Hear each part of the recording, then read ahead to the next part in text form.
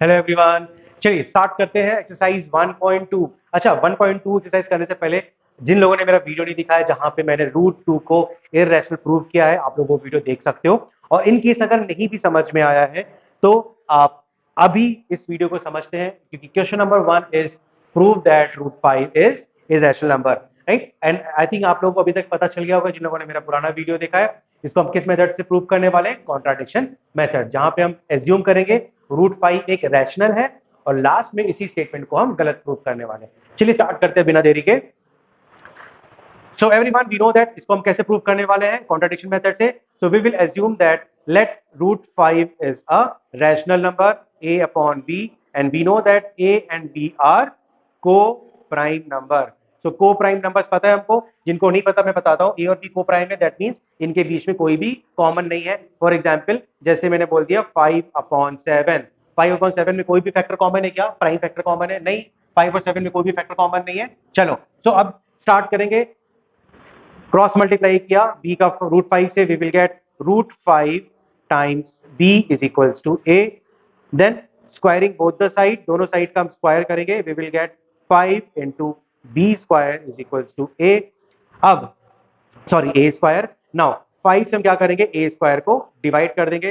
So b square is equals to क्या आ जाएगा? a square upon 5। एक बात बताओ एवरीवन, आप लोगों ने थ्योरम पढ़ा होगा जहां पे बताया गया है कि p स्क्वायर अगर 2 से डिविजिबल है तो p भी क्या होगा? 2 से डिविजिबल होगा। सच दैट सिमिलरली वही वाला हम थ्योरम यूज करने वाले हैं। अगर a स्क्वायर 5 से डिविजिबल है, इफ a स्क्वायर 5 से डिविजिबल है, सो हेंस a भी 5 से डिविजिबल होगा, राइट। और मान लो a को 5 से डिवाइड करने के बाद कोई तो वैल्यू आएगी, है ना। जैसे मान लो 10 को 5 से डिवाइड किया तो क्या आ गया? 2। बट यहाँ पे हमें पता नहीं है ना कि a क्या है, तो एज्यूम कर लिया कि a को 5 से डिवाइड करने के बाद कोई तो एक c कांस्टेंट वैल्यू आएगी। चलो, तो a upon 5 is equals to c, so hence a is equals to क्या आ जाएगा? 5 से मल्टीप्लाई करने के बाद 5 टाइम्स c। a की वैल्यू क्या आ गई? 5 टाइम्स c। तो यही वैल्यू हम कहाँ रखेंगे? इस इक्वेशन 1 में। सो यहाँ से क्या आएगा everyone? 5 into b square is equals to a की जगह पे हमने क्या रखा? 5 टाइम्स c, इसका होल स्क्वायर। चलिए यहाँ पे सॉल्व करते हैं रिमेनिंग पार्ट।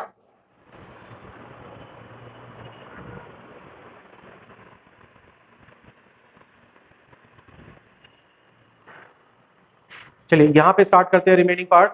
नाउ अभी हमको इसके आगे क्या सॉल्व करना है? 5b square is equals to 5c का होल स्क्वायर क्या हो जाएगा? 25c square. 5 से 25 कैंसिल हो गया। यहाँ पे इसको नेक्स्ट यहाँ पे क्या लिखेंगे? b square is equals to 5 times c square. Now जैसे हमने इस 5 को a के नीचे लेके गए थे, अब सिमिलरली अब हम क्या करेंगे?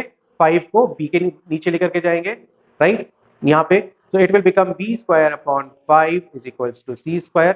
Now जैसे लास्ट टाइम किया था, a square is divisible by 5 and a is also divisible by 5, और a की वैल्यू हमने क्या निकाली थी? 5 से क्रॉस मल्टीप्लाई करके 5c। सिमिलरली यहाँ पे हम क्या करने वाले हैं? b square is divisible by 5, that means b is also divisible by 5 and hence कोई एक k कांस्टेंट ले लिया तो b की वैल्यू क्या आ गई? 5k। बच्चा लोग अब ध्यान से देखो, जब a को मैंने लिखा 5c, b को लिखा 5k, तो आपको एक चीज समझ में आया कि a is 5c, that means a क्या है? a के अंदर 5 का फैक्टर है, एज वेल एज b के अंदर क्या है? 5 का फैक्टर। और यहाँ हमने क्या बोल रखा है ऊपर? a और b क्या है हमारे? को प्राइम। a और b क्या है? को प्राइम। बेटा अगर को प्राइम है तो यहाँ फैक्टर कैसे आ गया? है ना। यहाँ पे नीचे लिख देता हूँ, b हमारा क्या आया है? 5k।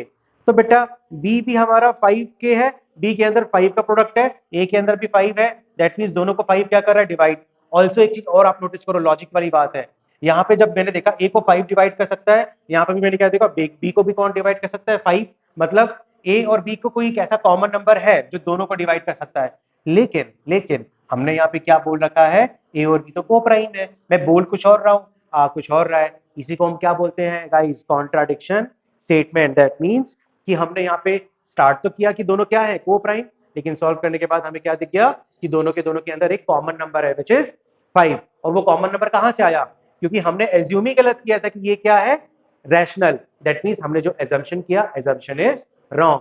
So everyone, after this आपको एक स्टेटमेंट लिखना है, और वो स्टेटमेंट क्या लिखना है? आप ये लिख सकते हो, hence we can see that 5 is a factor of b as well as 5 is a factor of a, right. अगर फैक्टर है तो this is not a coprime, hence this contradict our statement. And what was our statement? Statement ये था कि √5 is a rational number, so hence this is a irrational number. Alright, I hope आप लोगों को समझ में आ गया होगा।